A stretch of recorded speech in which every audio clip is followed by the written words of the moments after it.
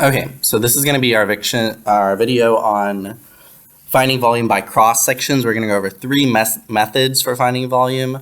We're going to do cross sections and then two other methods, both Wednesday and Thursday. But I went ahead and drew most of our stuff out so I can talk through it and it's not having to buffer as much, but towards the end we'll actually work some examples together and I will be writing, and so it'll slow down a little bit there, but hopefully my drawings are sufficient. I'll talk us through it. So like I said yesterday, our big idea is if we have the X and Y axis and we can find the volume or the area between these curves, but now our question is, how can I find the volume? And so I sort of drew little rudimentary pictures of what we were doing before. But, well, if we look at this little cut, and we call that cut S, that's just the square root of x minus x squared.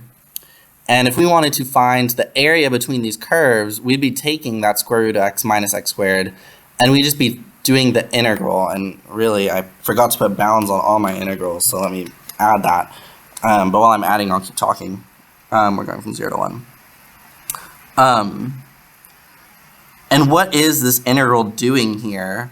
Well, we can sort of think of it as it's adding up all of these little s's. So we have that s, and then if we were to keep going, we'd have another s. I know I said I wasn't going to write, but I want to add some more things. We can think of it as a ton of these little lines here. I did them dashed. So this line, this line, this line, this line, this line, and all the lines in there. If we add up all those lines, that's going to give us the area. Hopefully we can see that. And that's what our integral is doing. Our integral is acting mostly as a summation here. The integral is the area between curves, or the integral is the area under the curve. The integral is also a summation, and integral is also a limit. Things to keep in our back pocket. And then the question becomes, well, I want volume now, so I'm going to add a dimension. If I come over to this picture here, we still have our square root of x and x squared, but now we have a z-axis. And this picture I drew was for a square. But if we have a square here, well, what am I doing? We need to find the relationship between s and the area of this square.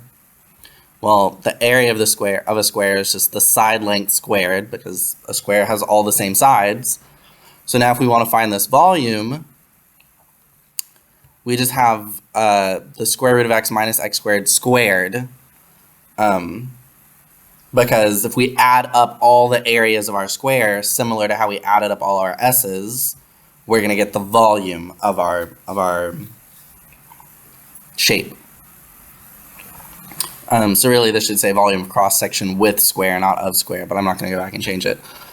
And I'm not going to compute the integral yet, but I will compute it in a second. But okay, there's the volume of cross section of a square.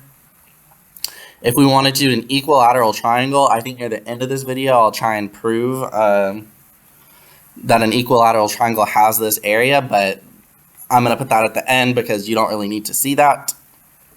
Just know that it's the square root of 3 over 4 s squared. And so if I come down to the volume of a cross section of equilateral triangle, well, that's actually the same integral, but now I'm just multiplying by a factor of root 3 over 4. And then we had our semicircle. That really does not look that much like a semicircle. It looks more like a triangle. Let me redraw that a little better. There we go. Again, so we have our semicircle, and it's 1/2 pi r squared. And note that this s is the same as our diameter. So the radius is just 1/2 of s. So I put this one here. 1/2 pi from 0 to 1 of the square root of x minus x squared over 2 all squared. But I want to try and make this look similar to these other ones because we notice the square and equilateral triangle are the same integral, just different coefficients. I want to try and make this look like this so that it's the same integral, just a different coefficient. And how do we do that? Well, I'll actually write it out a little bit here.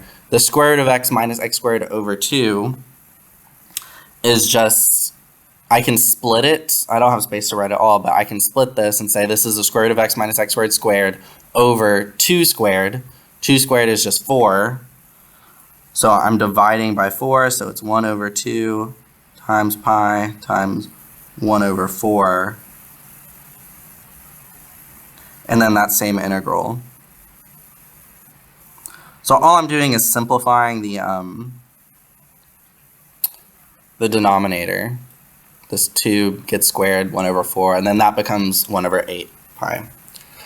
Okay, now let's actually find, let's do the square, because if we can see, the equilateral triangle and semicircle are all the same integral, just with different multipliers. So if I find the square, I can find the other ones just by multiplying by some factor. Okay, so let's actually look, and hopefully I gave myself enough space. I think I did. I'll zoom in really close so I can do it. We have the integral from 0 to 1 of the square root of x minus x squared dx.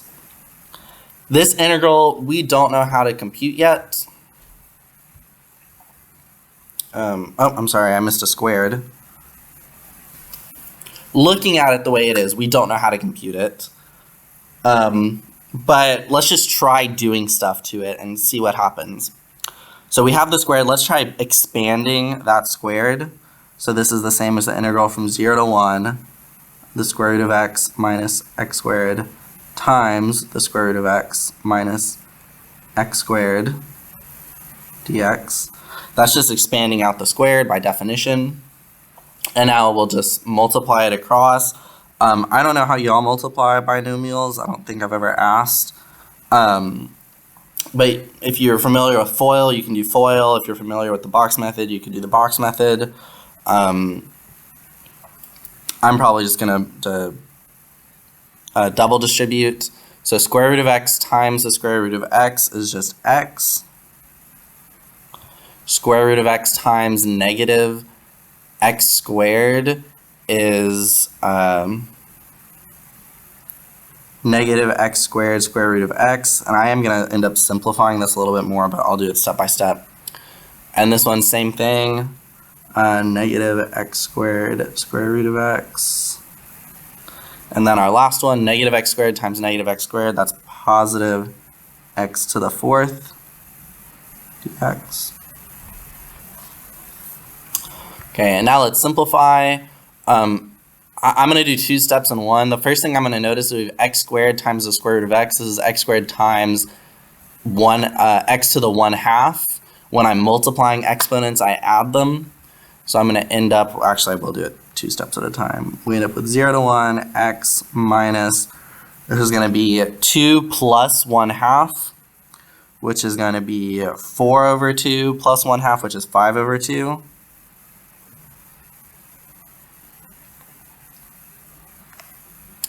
And then we have that same thing again, so minus x to the 5 over 2 plus x to the 4th dx. I don't know if y'all heard that someone just came and opened my room door, and it always scares me when that happens. Okay.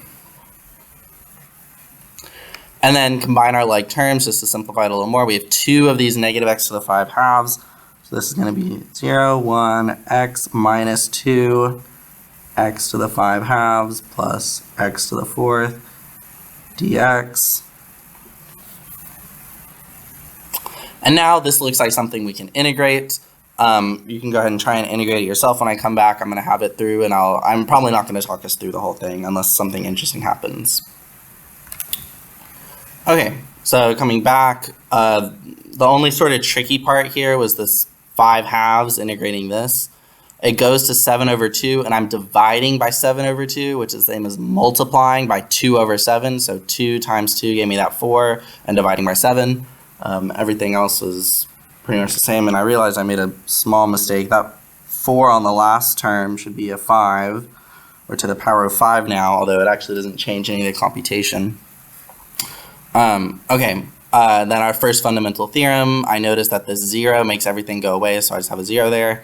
And then the common denominator would end up being 70. I didn't want to go all the way to 70, so I'm just leaving it as that. And this is our volume with a square. And once you find the volume with a square, it's actually really easy to find the other ones, because if I wanted to find a equilateral triangle, well, I would just say the same thing all times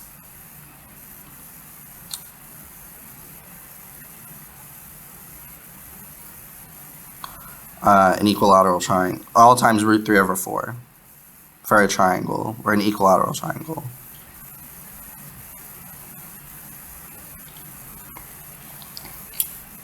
So yeah, same thing, just multiply root 3 over 4. And if I want to find a semicircle, again, it's the same thing, except now I'm multiplying by 1 over 8 pi .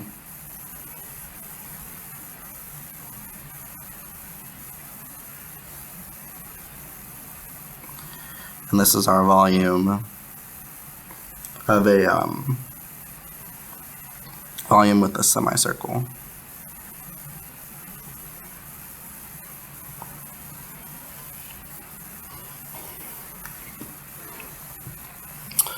Okay, now let's do 2 examples. All right, first one, we have R be the region in the first quadrant bounded by a graph and a line and the x-axis. R is the base of a solid whose cross-section's perpendicular to the x-axis. That's a little important phrase.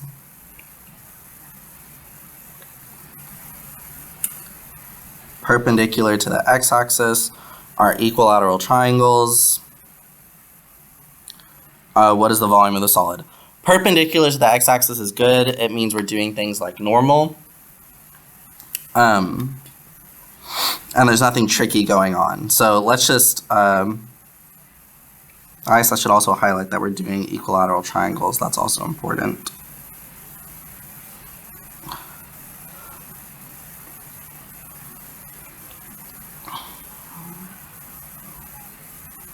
Okay, so let's start the same way we normally start. Let's draw a picture.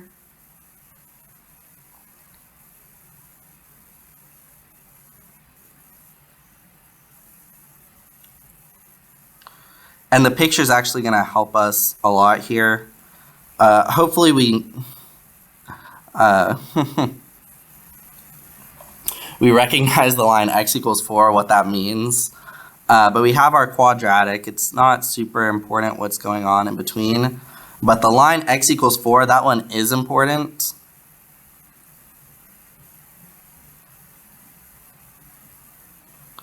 Because the line x equals 4 is this vertical line here, and we're bounded in the first quadrant, so we're going from 0 to 4 of x squared. So our s here, in this case, is just our distance from this curve to the x-axis. That's just our normal integral, so this is just going to be a distance of x squared. So that's our sort of s in this problem. And now if you remember, let's write down the area of an equilateral triangle is equal to root 3 over 4 s squared. And now we just want to add up all those areas. We want to sum them all up, so we're going to do an integral. Root 3 over 4 of x squared squared dx. And here, this one's actually a little more straightforward. Expanding this is pretty simple. Power to a power, that's just going to be x to the 4th. Oh, and I forgot to say, where are we integrating from? Oh, no, I didn't forget to say that. We're integrating from 0 to 4. We're integrating from 0 to 4 because we're first quadrant. Let me pause. Okay. So let's just go through and do this really fast. You can actually pause the video and try and do it on your own. I'm not going to walk through this whole thing. This is just a very straightforward integral. And when I come back, I'll have the answer. Okay. So I went through and I computed it. X squared is x to the 4th. That's just 1 over x to the 5th. 1 over 5 x to the 5th. So 4 times 5 is 20. And then this 0 just goes away, so all I had to do is plug in the 4. This part right here, if I wanted a very specific answer, I would have y'all use a calculator. The AP test is not going to make you compute 4 to the 5th because that'd be a really big number. It'd be 4, 1664, 256. I don't know where it goes after that. I'd be very surprised if they made you compute anything like that. You could do a little bit of a clever manipulation, but it wouldn't really be any easier. Okay, so this is our volume of the equilateral triangle. Volume of our volume with equilateral triangles.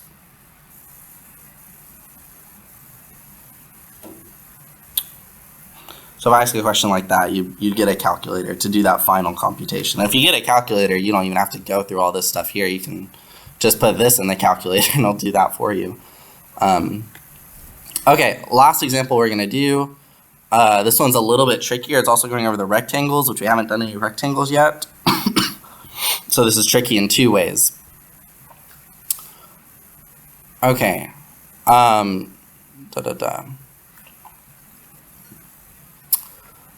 So this time we're perpendicular to the y-axis. That is going to change things a little bit. And we're also a rectangle whose height is 5 times its width. So I haven't said the area of a rectangle yet, but hopefully you can get that the area of a rectangle is length times width, height times width, base times width, all the same thing. And this time the constraints they give me are that its height is 5 times its width. So h equals 5w. And so we're going to actually have to think a little bit about how we're drawing our picture here. So let's just draw our normal x and y axes first. And we have y minus 2/3 x. We're bounded from 0 to 3.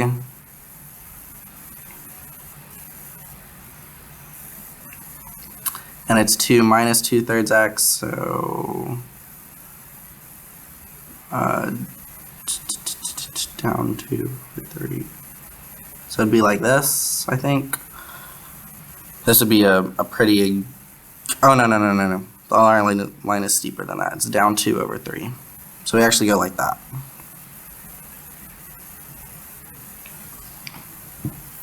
Okay. And now the tricky part here is it says we're perpendicular to the y-axis. So if we come back up here, we'll notice, oh sorry, I moved it on my screen but not on y'all's. I drew my cut S. What axis is this cut perpendicular to? If you said it's perpendicular to the x-axis, you'd be absolutely correct. That means we're doing it like normal. If I wanted to draw a cut perpendicular to the y-axis, I'm drawing it in orange, and it'll show up in a second. Perpendicular to the y-axis would be this way. So if we were to change that on our other drawing,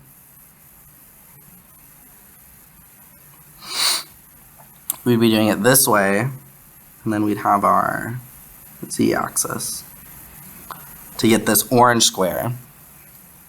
So we're drawing our cut in a different way. So let's actually draw that, oops, down a little further. Draw that cut here to see what that looks like. So we need to figure out the area from the y-axis to this thing here. Well, for the area from the y-axis to that point here, is that integrating with respect to x or respect to y? If you said y, you're absolutely right. So we need to rewrite our equation, y equals 2 minus 2/3 x. They won't give you any too difficult equations. We need to rewrite it in terms of y instead of in terms of x. So just subtract 2 from both sides. Multiply by the reciprocal, so that's going to be -3/2. And if we wanted to, we could distribute it out, but I don't want to, so I'm not going to.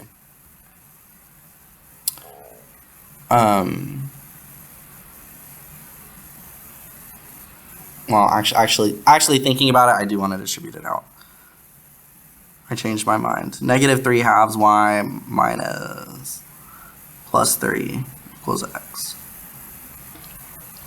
Okay.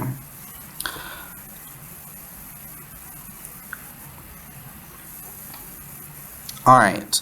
So our side length here is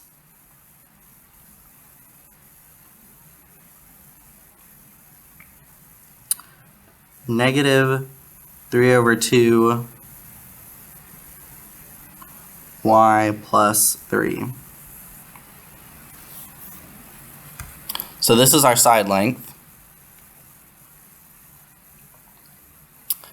And now, or actually in this case, we need to figure out, is this the height or the width? Well, let's actually kind of draw our thing here.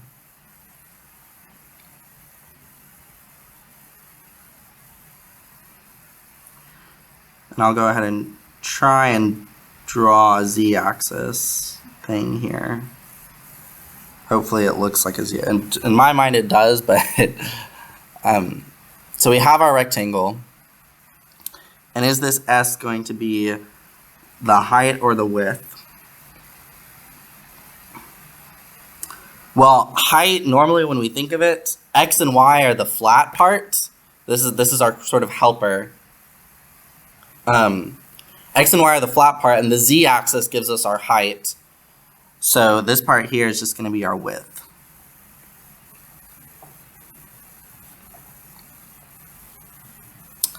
And so now our height is 5 times the width, so it's 5 times negative 3 halves y plus 3.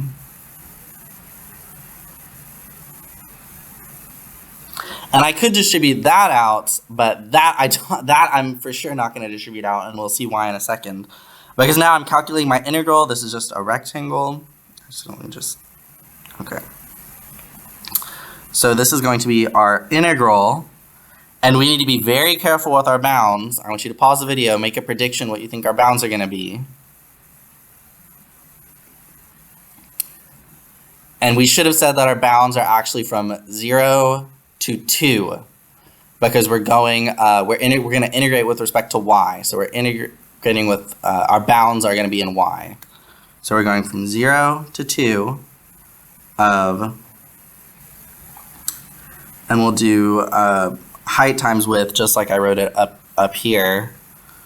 So that's going to be, I'll pull the 5 out. 5 times negative 3 halves y plus 3 times negative 3 halves y plus 3 dy.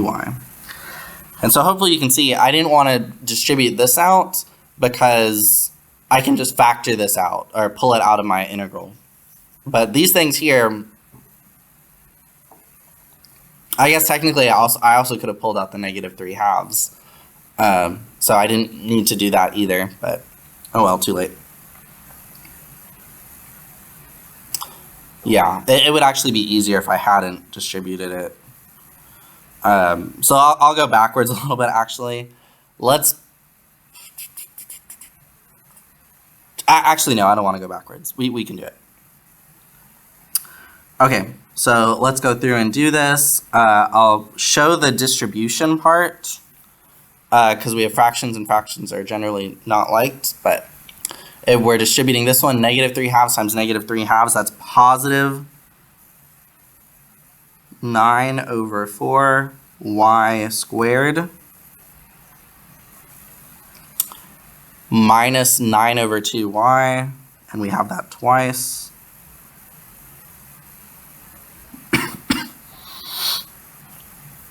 And then 3 times 3 is 9. Okay, from there, I'll let you go ahead and try and do it on your own. When I come back, it'll all be done. Okay, coming back, I just went through the integral. I tried to go step by step. You can work through, and we should have gotten that our volume is 30. for this one, so it worked out pretty nicely. This one you could do without a calculator. There wasn't any too big numbers in here or confusing things. I said I was going to prove the triangle one, but I'm actually not going to because our video is already at 25 minutes, and that's where I want to cut it. So thank you for watching. Hopefully this helps. Our practice, I'm running a little bit behind schedule, so it might not be up right by third period, but it will be up by the end of today. Thank you for watching.